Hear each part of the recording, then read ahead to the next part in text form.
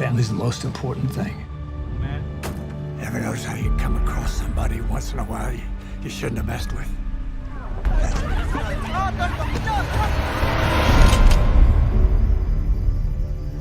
Get off my lawn. You better watch your back.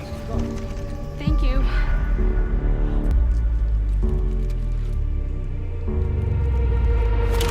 I don't want you to grow up to be like me. What was it like to kill a man? You don't want to know.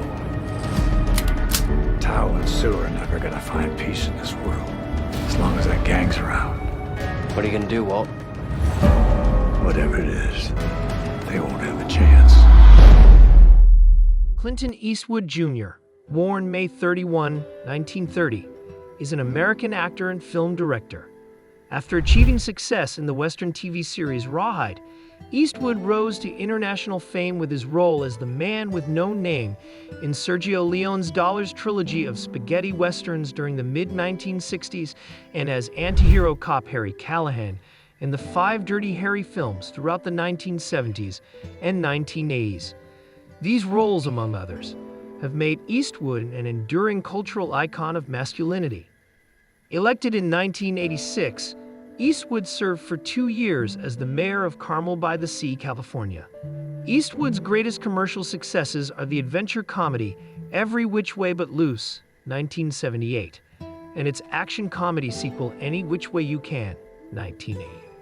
Other popular Eastwood films include the westerns Hang 'Em High, 1968, The Outlaw Josie Wales, 1976, and Pale Rider, 1985, the action war film Where Eagles Dare, 1968, the prison film Escape from Alcatraz, 1979, the war film Heartbreak Ridge, 1986, the action film In the Line of Fire, 1993, and the romantic drama The Bridges of Madison County, 1995. More recent works include Gran Torino, 2008, The Mule, 2018, and Cry Macho, 2021. Since 1967, Eastwood's company Malpaso Productions has produced all but 4 of his American films. An Academy Award nominee for Best Actor, Eastwood won Best Director and Best Picture for his Western film Unforgiven, 1992, and his sports drama $1 Million Baby, 2004. In addition to directing many of his own star vehicles, Eastwood has also directed films in which he did not appear, such as the mystery drama Mystic River, 2003, and the war film Letters from Iwo Jima, 2006, for which he received Academy Award nominations.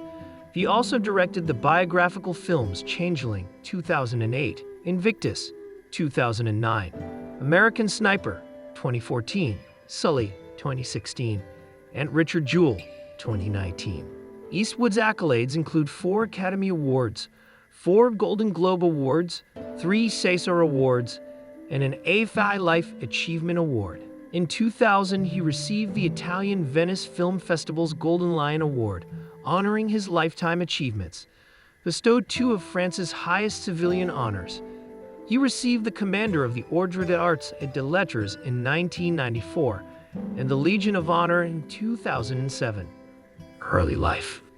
Eastwood was born on May 31, 1930, at St. Francis Memorial Hospital in San Francisco, to Ruth, née Margaret Runner, 1909 to 2006, and Clinton Eastwood, 1906 to 1970. During her son's fame, Ruth was known by the surname of her second husband, John Belden Wood, 1913 to 2004, whom she married after the death of Clinton Sr. Eastwood was nicknamed Samson by hospital nurses because he weighed 11 pounds 6 ounces, 5.2 kilograms at birth. He has a younger sister, Jean Bernhardt B. 1934.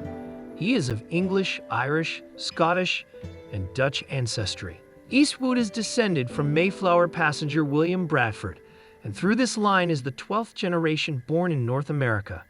His family relocated 3 times during the 1930s as his father changed occupations. Contrary to what Eastwood has indicated in media interviews, they did not move between 1940 and 1949, settling in Piedmont, California, The Eastwoods lived in an affluent area of the town, had a swimming pool, belonged to a country club, and each parent drove their own car. Eastwood's father was a manufacturing executive at Georgia Pacific for most of his working life. As Clint and Jean grew older, Ruth took a clerical job at IBM. Eastwood attended Piedmont Middle School, where he was held back due to poor academic scores, and records indicated he also had to attend summer school. From January 1945 until at least January 1946, he attended Piedmont High School, but was asked to leave for writing an obscene suggestion to a school official on the athletic field scoreboard and burning an effigy on the school lawn, on top of other school infractions. He transferred to Oakland Technical High School and was scheduled to graduate mid-year in January 1949, although it is not clear if he did. Clint graduated from the airplane shop. "I think that was his major," joked classmate Don Kincaid. Another high school friend, Don Loomis, echoed, "I don't think he was spending that much time at school because he was having a pretty good time elsewhere." Fritz Maines, a boyhood friend 2 years younger than Eastwood's, said, "I think what happened is he just went off and started having a good time. I just don't think he finished high school." Biographer Patrick McGilligan notes that high school graduation records are a matter of strict legal confidentiality. According to the author, Eastwood's school principal had to call his management first before deciding whether to be interviewed, and whoever answered the phone at Malpaso advised him against talking to me, and he didn't. Eastwood held a number of odd jobs, including lifeguard, paper carrier, grocery clerk, forest firefighter, and golf caddy. Eastwood said that he tried to enroll at Seattle University in 1951, but instead was drafted into the United States Army during the Korean War. He always dropped the Korean War reference, hoping everyone would conclude that he was in combat and might be some sort of hero. Actually, he'd been a lifeguard at Fort Ord in Northern California for his entire stint in the military, said Eastwood's former longtime companion, Sandra Locke. Don Loomis recalled hearing that Eastwood was romancing one of the daughters of a Fort Ord officer who might have been entreated to watch out for him when names came up for postings. While returning from a prearranged tryst in Seattle, he was a passenger on a Douglas Aid bomber that ran out of fuel and crashed into the ocean near Point Reyes. Using a life raft, he and the pilot swam 2 miles, 3.2 kilometers, to safety. Eastwood was discharged in February 1953. According to a CBS press release for Rawhide, Universal International's camera crew was shooting in Fort Ord when an enterprising assistant spotted Eastwood and invited him to meet the director, although this is disputed by Eastwood's unauthorized biographer, Patrick McGilligan. According to Eastwood's official biography, the key figure was a man named Chuck Hill, who was stationed in Fort Ord and had contacts in Hollywood.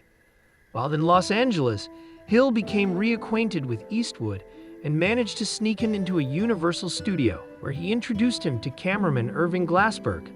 Glassberg arranged for an audition under Arthur Lubin, who, although very impressed with Eastwood's appearance and stature, then 6 feet 4 in, 193 centimeters, disapproved of his acting, remarking he was quite amateurish.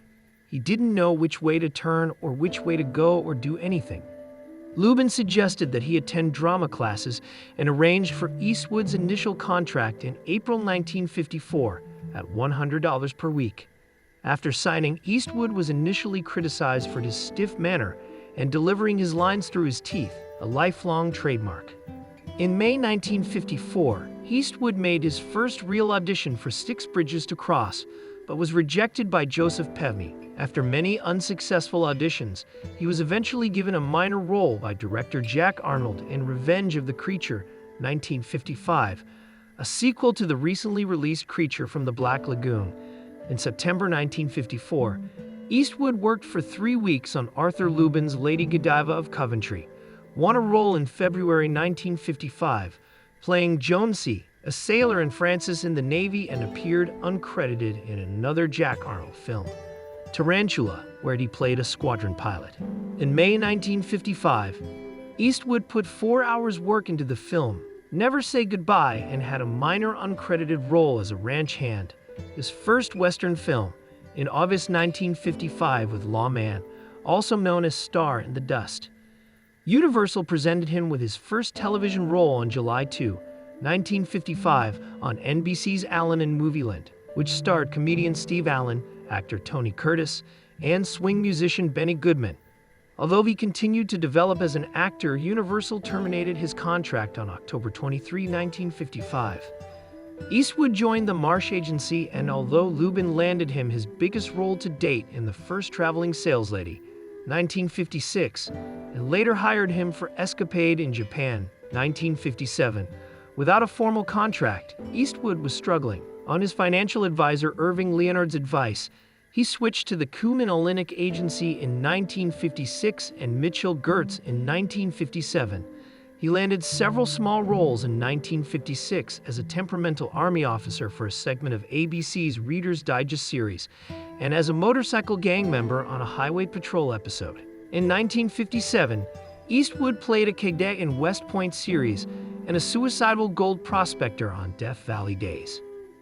In 1958, he played a Navy lieutenant in a segment of Navy Log, and in early 1959, made a notable guest appearance as Red Hartigan on Maverick opposite James Garner as a cowardly villain intent on marrying a rich girl for money. Eastwood had a small part as an aviator in Lafayette Escadrille, 1958, and played a major role as an ex-renegade of the Confederacy in Ambush at Cimarron Pass, also 1958, a film that Eastwood considers the low point of his career. Eastwood in 1961. In 1958, Eastwood was cast as Rowdy Yates in the CBS hour-long Western series Rawhide, the career breakthrough he had long sought. Eastwood was not especially happy with his character. Eastwood was almost 30, and Rowdy was too young and cloddish for his comfort. Filming began in Arizona in the summer of 1958. It took just 3 weeks for Rawhide to reach the top 20 in TV ratings, and although it never won an Emmy, it was a major success for several years and peaked at number 6 in the ratings from October 1960 to April 1961. The Rawhide years, 1959 to 65, were some of the most grueling of Eastwood's career, often filming 6 days a week for an average of 12 hours a day. But some directors still criticized him for not working hard enough. By late 1963, Rawhide was beginning to decline in the ratings and lacked freshness in the scripts. It was canceled in the middle of the 1965 to 66 season. Eastwood made his first attempt at directing when he filmed several trailers for the show, but was unable to convince producers to let him direct an episode. In the show's first season, Eastwood earned $750 an episode. At the time of Rawhide's cancellation, he received $119,000 an episode as severance pay. Upcoming project. In April 2023, reports emerged that Eastwood would direct and produce Juror No. 2, from a screenplay by Jonathan Abrams, and is expected to be Eastwood's final film. It will star Nicholas Hoult, Toni Collette, Zoe Deutsch, and Kiefer Sutherland, and will be distributed by Warner Bros. Pictures. The film's production began in June 2023, though it was temporarily suspended due to the 2023 SAG-AFTRA strike. Production resumed in November 2023. Personal life. Twice divorced, Eastwood has had numerous casual and serious relationships of varying length and intensity over his life, many of which overlapped. He has 8 known children by 6 women, only half of whom were contemporaneously acknowledged. Eastwood refuses to confirm his exact number of offspring, and there have been wide discrepancies in the media regarding the number. He is closed to discussing his families with the media, stating, "They're vulnerable people. I can protect myself, but they can't." His biographer, Patrick McGilligan, has stated on camera that Eastwood's total number of children is indeterminate, and that one was when he was still in high school. Eastwood's first marriage was to manufacturing secretary-turned-fitness instructor Margaret Neville Johnson in December 1953, having met her on a blind date the previous May. During the courtship, he had an affair that resulted in his daughter Lori, born 1954, who was adopted by Clyde and Helen Warren of Seattle. While the identity of Lori's biological mother is not public record, McGilligan said the mother belonged to a theater group Eastwood participated in. Eastwood continued having affairs while married to Johnson, including a 1959 to 1973 liaison with stuntwoman Roxanne Tunis, that produced a daughter, Kimber, born 1964. Tunis and Eastwood would keep up a healthy relationship until her death in 2023. Johnson tolerated the open marriage with Eastwood, and eventually they had 2 children, Kyle, born 1968, and Allison, born 1972. In 1975, Eastwood and married actress-director Sandra Locke began living together. She had been in a marriage of convenience since 1967 with Gordon Lee Anderson, an unemployed homosexual. Locke claimed that Eastwood sang, "She made me monogamous to her," and confided he had never been in love before. Eastwood finally divorced Johnson in 1984. Locke, however, would remain married to Anderson until her death in 2018. According to Bill Brown, publisher of the Carmel Pine Cone, Eastwood considered Locke the love of his life, yet he has never addressed her death. In an unpublicized affair, Eastwood sired 2 legally fatherless children, born 1986, Scott, born 1988, and Catherine Reeves, a flight attendant. When Locke and Eastwood separated in 1989, Locke filed a palimony lawsuit and later sued for fraud, reaching a settlement in both cases. During the early to mid-1990s, Eastwood had a relationship with actress Frances Fisher that produced a daughter, Francesca, born 1993. Eastwood was married for the second time in 1996 to news anchor Dina Ruse, who gave birth to their daughter Morgan that same year. Ruse and Eastwood's marriage lasted until 2014. Since 2014, Eastwood has been seen in company with restaurant hostess Christina Sandera, though neither publicly confirmed a romance. Eastwood's spokespeople, managers, and press agents have long denied any knowledge of his life. Thanks for watching. Your support is our breathing. Please like, share, and subscribe my channel.